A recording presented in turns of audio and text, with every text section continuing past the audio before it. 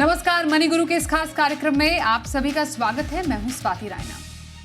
बाजार के उथल पुथल के बीच अक्टूबर में आर्बिट्राज फंड में अच्छा निवेश आया है। खासकर डेट फंड के टैक्सेशन बदलाव के बाद काफी एचएनआई निवेशक आर्बिट्राज फंड का रुख कर रहे हैं। आज इस फंड की बारीकियां हम समझेंगे, साथ ही जानेंगे छोटी अवधि में निवेश के लिए कब डेट फंड और कब आर्बिट्राज फंड को चुनें। हमारे साथ दो खास एक्सपर्ट्स हैं, उनके लिए उनका परिचय करा देते हैं।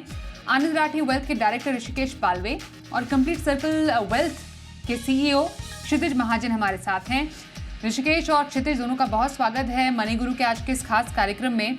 बाजार की वॉलेटिलिटी किसी से छिपी नहीं है, लेकिन उसके बावजूद म्यूचुअल फंड में अच्छा खासा निवेश, लोगों का जो भरोसा है वो बरकरार है। हम पिछले एक हफ्ते से इसको डिकोड करने की कोशिश कर रहे हैं और ज़रूरी भी है, क्योंकि ये पैसा कहाँ जा रहा है, क्यों जा रहा है, ये समझना ज़रूरी है। जो इन्वेस्टर्स हैं वो बाजार के उथल पुथल में भी पैसे लगा कहाँ रहे हैं, कहाँ भरोसा कर रहे हैं, इसको हम थोड़ा समझने की कोशिश करें और उससे आगे के टाइम का ट्रेंड क्या पता चलता है उस पर भी थोड़े से हम इंडिकेशंस और सिग्नल्स लेने की कोशिश कर रहे हैं।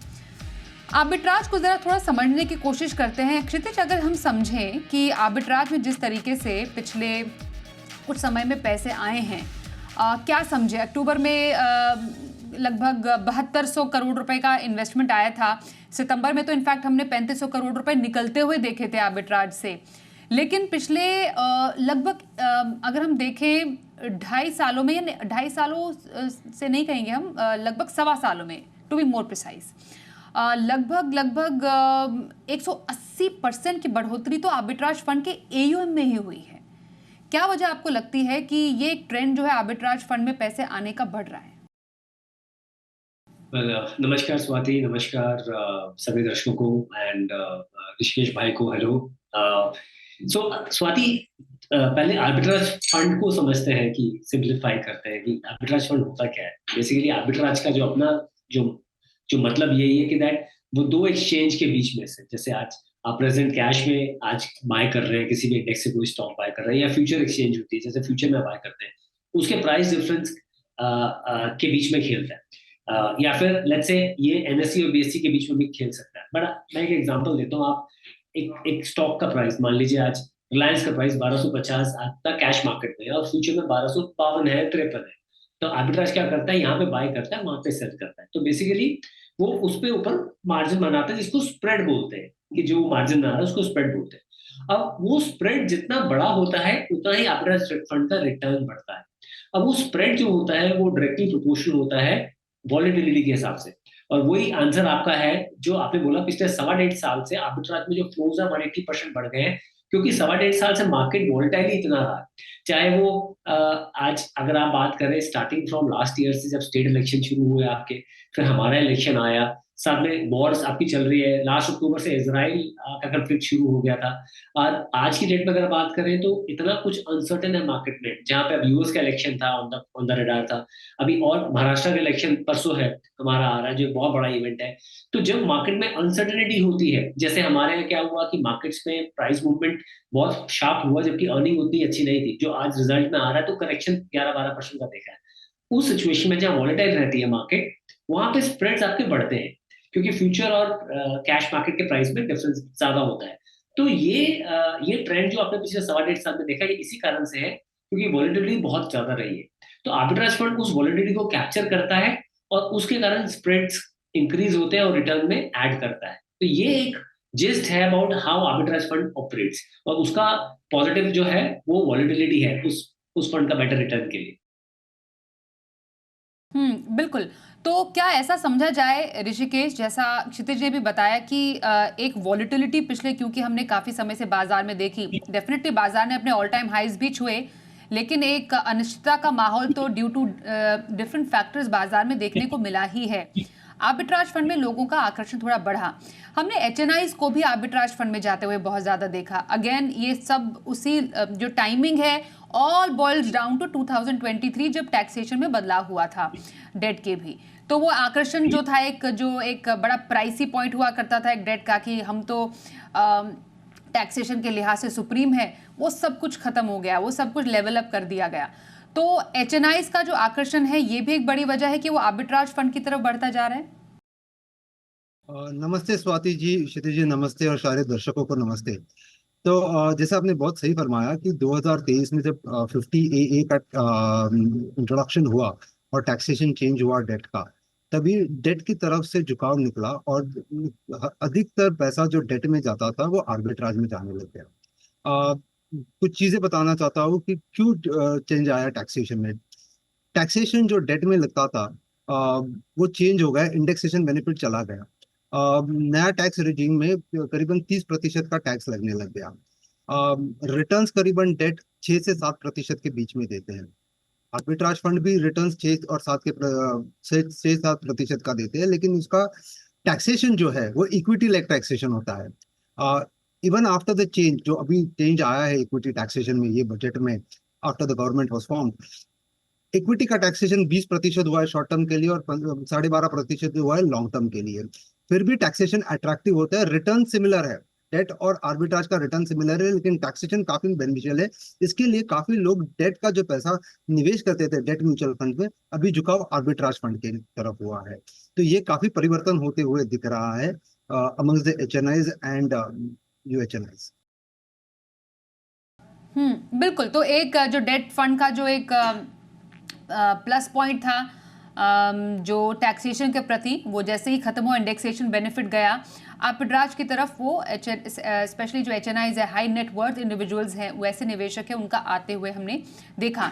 लेकिन आगे आने वाले टाइम में, क्योंकि जिस तरीके से हम तमाम कंडीशंस क्षितिज देख भी रहे हैं बाजार के, आने वाले टाइम में बाजार की अस्थिरता को लेकर काफ़ी, जैसे एक्सपर्ट्स भी कह रहे हैं कि थोड़ी स्थिति बनी रह सकती है। थोड़ा सा आप धैर्य रखिए, बस बहुत ही इंटेलिजेंटली और क्लेवरली आपको पैसे लगाना है सही जगह पर। क्या वो आर्बिट्राज वो जगह एक ऐसी हो सकती है जहां पर शॉर्ट टर्म के लिए इस वक्त पार्क जो फंड है वो पार्क किए जा सकते हैं? बिल्कुल स्वाति, मेरे हिसाब से तो आज की डेट में अगर आपके पास क्लैरिटी नहीं है कि आप 6 मंथ टू 1 ईयर तक कुछ क्या करना चाहते हैं किसी फंड्स को लेके, या आपको किसी फंड की 6 महीने के बाद की जरूरत है, या कि वो लॉन्ग टर्म एक STP के लिए फंड आपके पास है, तो आई थिंक आर्बिट्राज एक बेटर विकल्प है। क्योंकि टैक्सेशन वाइज भी, जैसे ऋषिकेश ने भी ऐड किया, आई थिंक टैक्सेशन वाइज भी बहुत ज्यादा कॉस्ट इफेक्टिव है।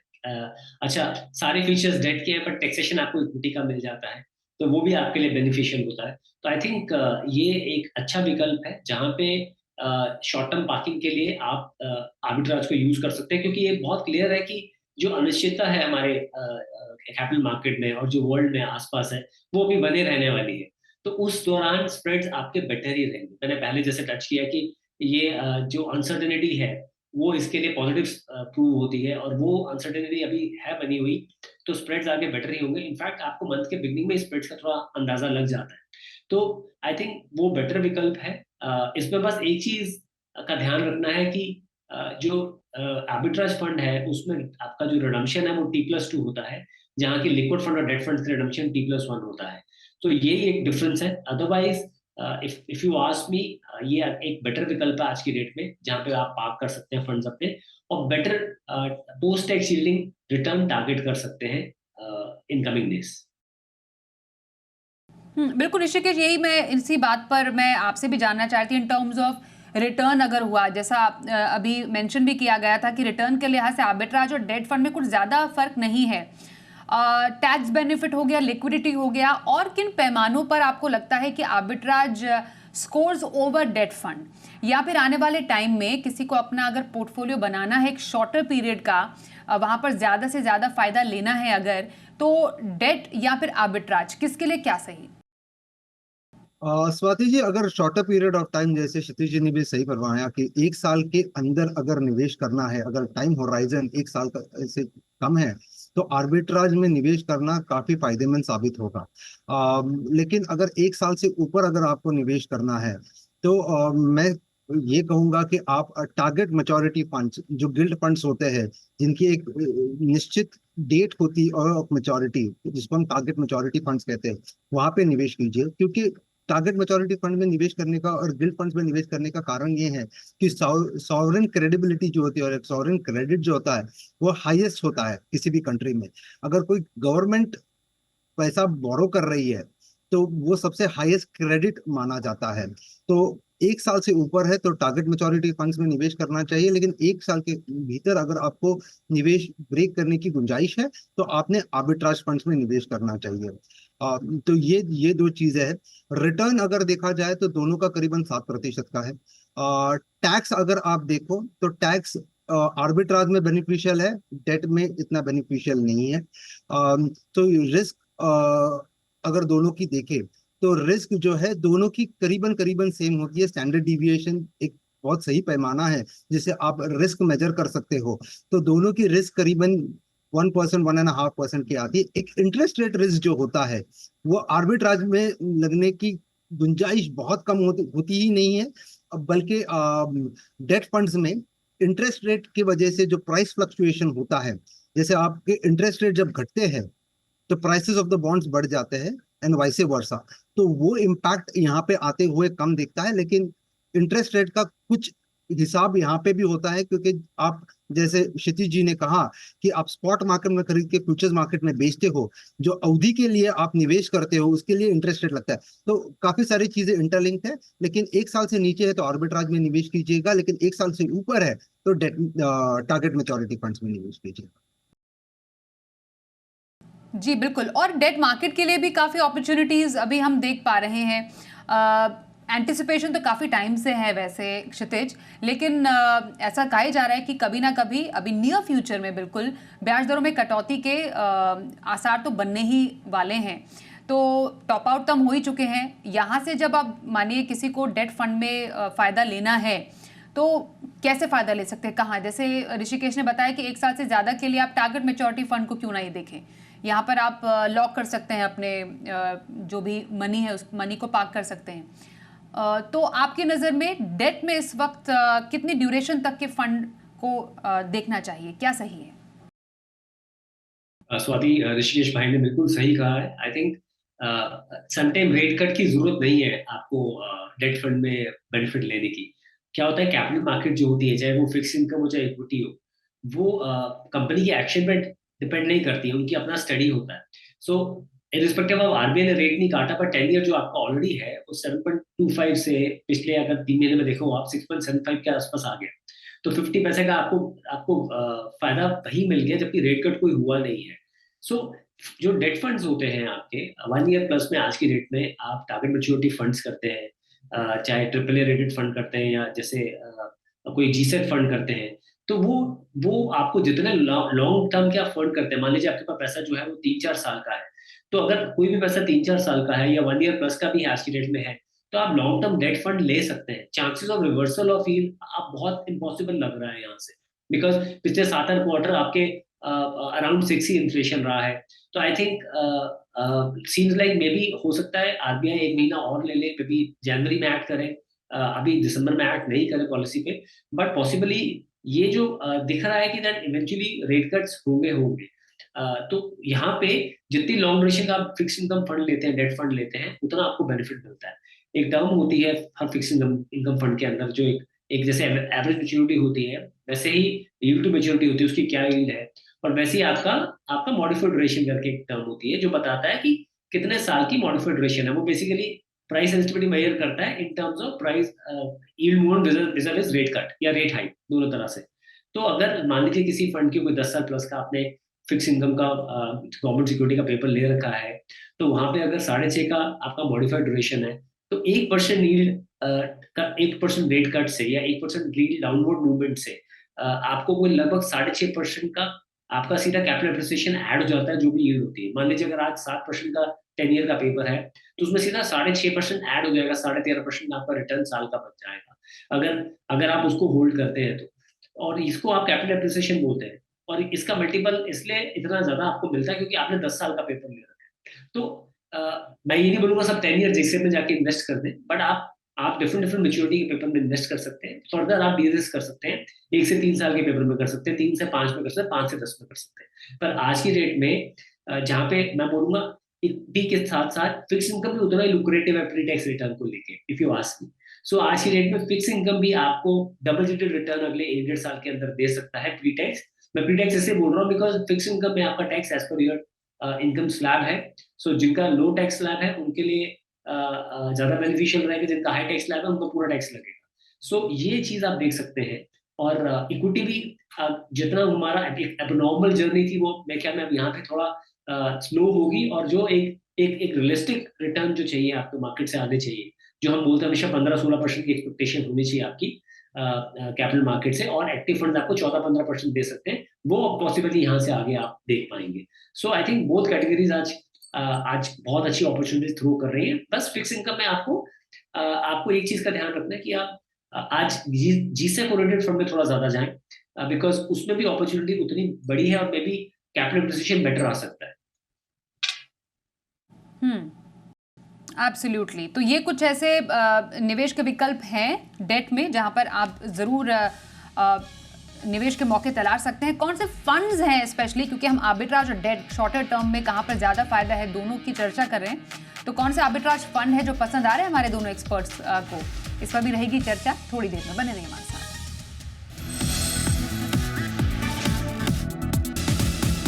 तो कहां करें निवेश, आर्बिट्राज फंड सही, डेट फंड में कहां पर निवेश कर सकते हैं, इस पर चल रही खास चर्चा। ऋषिकेश पालवे और क्षितिज महाजन हमारे साथ हैं, दोनों एक्सपर्ट्स से उनके पसंदीदा फंड भी जानते हैं और ये भी समझते हैं कि आखिरकार क्या खास है इन फंड्स में। ऋषिकेश, जरा बताइए आपकी लिस्ट ऑफ फंड्स में आर्बिट्राज में क्या खास है, कौन से फंड्स आप शामिल करने की सलाह देंगे?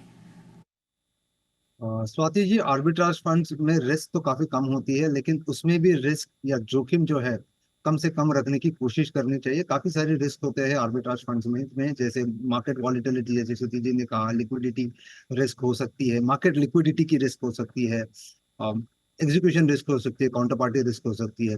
काफी सारी जोखिम होते हैं। उनको नलीफाई करने के लिए मैंने कुछ 4-5 फंड्स का चुनाव किया है। तो कोटक आर्बिट्राज फंड मेरा पिक रहेगा, एसबीआई का आर्बिट्राज फंड मेरा पिक रहेगा, यूटीआई आर्बिट्राज फंड, आईसीआईसीआई का arbitrage fund, HDFC arbitrage fund, SBI का भी एक आर्बिट्राज फंड है, एसबीआई अपॉर्चुनिटी फंड है, उसमें निवेश करना चाहिए। तो ये 6 फंड है जहाँ पे आप निवेश कर सकते हैं, जहाँ पे आर्बिट्राज की जोखिम कम होने की गुंजाइश होती है। तो ये आर्बिट्राज फंड है ऋषिकेश की पसंद, जिसमें कोटक का इक्विटी आर्बिट्राज फंड शामिल है, एसबीआई का आर्बिट्राज अपॉर्चुनिटीज फंड है, फिर एचडीएफसी का आर्बिट्राज फंड है, आईसीआईसीआई प्रू का एक आर्बिट्राज और यूटीआई आर्बिट्राज फंड है, जो कि एक लिस्ट में शामिल हैं। और आपकी नजर के टॉप 5 फंड क्षितिज कौन से रहेंगे? थिंक स्वाति, ऋषिकेश ने बड़ी अच्छी बात जो बोली है कि दैट जो रिस्क मिटिगेट करने के लिए ज्यादातर फंड हाउसेस अपनी से कोशिश करते हैं, and across fund houses arbitrage funds हैं। बट काफी फंड जो उन्होंने बताए हैं, काफी funds in line with what मुझे लगता है अच्छे, आईसीआईसीआई है, कोटक है, एचडीएफसी है, यूटीआई है, एक्सिस है। तो 4-5 अच्छे नाम है जो अपना अंदर से अच्छा काम कर रहे हैं। एक आप एक्सपेंस का भी एलिमेंट इसमें ऐड करूंगा जो ऋषिकेश भाई ने बोला है, क्योंकि एक्सपेंस जहाँ पे थोड़ा कम दिखे आपको, वो और आपके यील्ड में बेटर इजाफा करेगा लॉन्ग में। ये जो भी आपके मेजर जो आपको देखने हैं फंड के अंदर जो है, जो वोलेटिलिटी को रिड्यूस करते हैं, या फिर वो अगर थोड़ा डेट भी लेते हैं तो उसमें मार्क टू मार्केट एलिमेंट कम रखते हैं। तो ये ओवरऑल कुछ चीजें हैं जो देखी जाए तो आप अपनी यील्ड को 10-20 पैसा और बेटर कर सकते हैं ओवरऑल। एक्चुअली आपके दोनों ही एक्सपर्ट्स के जो लिस्ट ऑफ फंड्स है फॉर आर्बिट्राज एक्चुअली 99.9% सेम है, एक्सेप्ट फॉर जैसा बताया क्षितिज ने, एक्सिस उन्होंने एक फंड जो है वो ऐड किया है आर्बिट्राज में, जो उन्हें पसंद आ रहा है। इनफैक्ट इस मौके का फ़ायदा तो एएमसीज भी उठा रही हैं। हमने देखा नए आर्बिट्राज फंड जो लॉन्च हुए हैं उसमें एक सैमको का आर्बिट्राज फंड है, फ्रैंकलिन इंडिया का आर्बिट्राज फंड है। अब किसी को आर्बिट्राज फंड लेना ही है तो नया फंड क्यों नहीं ऋषिकेश? मैं कहूंगा कि जैसे मैं हमेशा कहते आता हूँ स्वाति जी, की एक ट्रैक रिकॉर्ड एस्टैब्लिश होना बहुत जरूरी है। क्योंकि एक जोखिम जिसके बारे में बात नहीं की थी मैंने पहले, वो जोखिम है फंड मैनेजर की एक्सपर्टीज। क्योंकि आर्बिट्राज फंड में निवेश करने के लिए आर्बिट्राज स्ट्रेटेजीज एग्जीक्यूट करना बहुत जरूरी होता है, जिसके लिए टाइमिंग और कैलकुलेशन बहुत इंपॉर्टेंट होते हैं। अगर वो गलत हो गया, क्योंकि बहुत कम बेसिस पॉइंट्स के हिसाब होता है और ये 6-7% का रिटर्न बनता है। अगर फंड या फंड मैनेजर की एक्सपर्टीज ना हो तो ये 6-7% का रिटर्न टूट के नीचे 3-4% भी हो सकता है। तो इसके लिए मैं कहूंगा किसी ने जो ट्रैक रिकॉर्ड प्रूव किया है आर्बिट्राज फंड में, वहां पे आप निवेश करो तो काफी फायदेमंद होगा। फायदेमंद तो क्या ही, ये 6-7% का रिटर्न बनाना है, लेकिन उसके लिए भी किसी का ट्रैक रिकॉर्ड हो तो उसके साथ जाइए, क्योंकि अच्छे आर्बिट्राज फंड्स अभी भी मार्केट में अवेलेबल है। आपको नए फंड्स में निवेश करने की जरूरत है नहीं। जिसने अपना ट्रैक रिकॉर्ड एस्टैब्लिश किया है, फंड मैनेजर्स ने, एएमसीज ने, जहां जहां पे भी ट्रैक रिकॉर्ड एस्टैब्लिश हुआ है वहां पे निवेश कीजिए, ना कि आप नए फंड्स में निवेश कीजिए।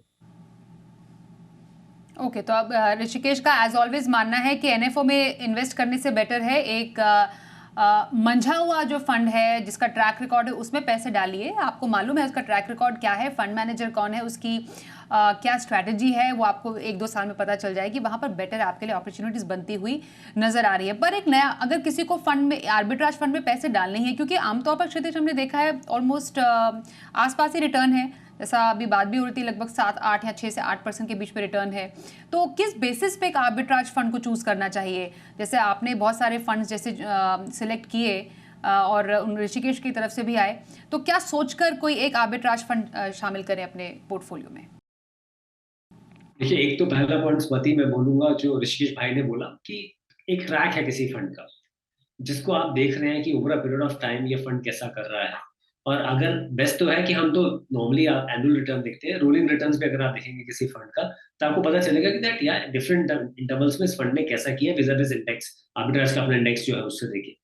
सेकंड इंपॉर्टेंट पॉइंट ये है कि दैट ज्यादातर फंड्स में आपका 1 मंथ का एग्जिट रूल आपका है कि आप जो फंड ले रहे हैं उसमें इक्विटी और डेट का एक्सपोजर भी कितना है। कई फंड्स हैं, अब उसमें कुछ भी एक्सपोजर नहीं है डेट का बिल्कुल भी, कुछ में आर्बिट्राज है और साथ में थोड़ा बहुत एक्सपोजर है। अब कोई बहुत सेफ चलना चाह रहा है तो वो उन फंड्स की तरफ देखे जहां पे डेट का एक्सपोजर मार्केट बिल्कुल भी नहीं है, तो वहां देख सकता है। तीसरा जो चीज अगर आप मेरे से पूछते हैं, जो मैं देखता हूँ कि कोई अपना एक्सपेंस पार्ट पे हम ध्यान नहीं देते। मैंने अभी पीछे भी मेंशन किया कि एक्सपेंस रेशियो किसका कितना कम है, बिकॉज देखिए एज इसमें 6.5-7% का गेम है। कुछ मंथ में आपको 7.5-8% एनुअलाइज में मिल जाता है, बट एवरी 10-20 पैसा हेयर एंड देयर जो एनुअल बेसिस पे आपका वो सेविंग होता है। तो जहां पे थोड़ा एक्सपेंस वाजिब हो, ट्रैक रिकॉर्ड हो और लॉन्ग टर्म रेटेड डेट नहीं हो, आई थिंक ये पूरा प्लेटर लेके आप अगर कोई फंड्स हैं आप उनको सिलेक्ट कर सकते हैं। एंड फोर्थ बहुत important point, consistency of fund manager with the fund. भाई फंड तो अच्छा कर ही रहा है पर क्या फंड मैनेजर कंसिस्टेंट है उस फंड के साथ? क्योंकि जितना फंड मैनेजर कंसिस्टेंट रहेगा एक फंड के साथ उतना ही chances for you of going wrong कम होते जाएंगे आपके। सो ये 4 चीज अगर आप लेते हैं तो आप जीरो डाउन कर लेते हैं कि हाँ ये 4-5 फंड्स हैं और सारे फंड में डालने की जरूरत नहीं है। आर्बिट्राज में आप, it's not like equity mutual fund, आप 1 या 2 फंड ले वो काफी है। और ये इक्विटी का रिप्लेसमेंट नहीं है प्लीज, जो भी हमें देख रहे हैं ये एक टाइम गैप अरेंजमेंट है, एसटीपी पर्पस से यूज हो सकता है या शॉर्ट टर्म पार्किंग के लिए यूज हो सकता है। बिल्कुल। तो ये समझना जरूरी है कि उस फंड के अंदर कौन कौन क्या कॉम्पोजिशन है, जो फंड मैनेजर है उसने पैसे कहाँ पर लगाए हैं, कौन से quality paper of date funds में पैसे लगाए हैं, तमाम बातें देखिए समझिए, उसके बाद कोई अच्छा आर्बिट्राज फंड अपने लिए चुनिए। डेट किसके लिए, आर्बिट्राज किसके लिए, हमने समझा आज। Thank you so much Rishikesh और क्षितिज इस कार्यक्रम में हमारे साथ शामिल होने के लिए। एक ब्रेक का भी वक्त हो गया है, देखते रहिए जी बिजनेस।